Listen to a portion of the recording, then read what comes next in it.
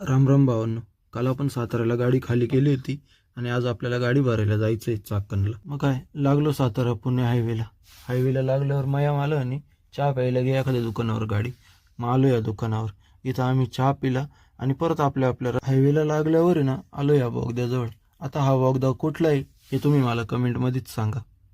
3-3.5 तास गाडी चालून झाल्यानंतर आम्ही आलो चाकण MIDC मध्ये. कारण आम्हाला आहे ना एका कंपनीतून आहे ना एक सातपूरच्या कंपनीचं पॅलेट भरायचं होतं. मग काय ते पॅलेट गाडीमध्ये टाकलं आणि निघालो गेटच्या बाहेर. लागलो मग नाशिक पुणे हायवेला लागल्यावर आहे ना हे चाकणला आल्यावर इथं ट्रॉफिक जर नाही लागली ना असं वाटतं का आपण चाकणला आलोच नव्हतो. असो, हे तर काय चालूच राहणार आहे कायमचं.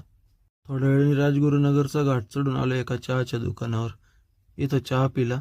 म्हटलं कसं आहे आता आपण डायरेक्ट नॉनस्टॉप नाशिकला जाणार आहे. मस्तपैकी चहा मारून मग आम्ही निघालो परत नाशिकला. 3-4 तास गाडी चालून आम्ही आलो नाशिक रोडच्या पुलाखाली.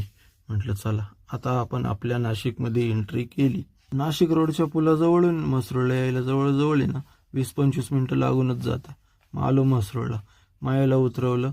म्हटलं चल बाबा जातो मी पण आता घरी.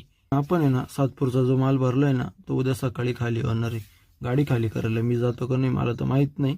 बघू काय होतं ते. हॅलो मग घरी. असा होता आजचा दिवस. कसा वाटलं तुम्हाला आजचा माझा ब्लॉग?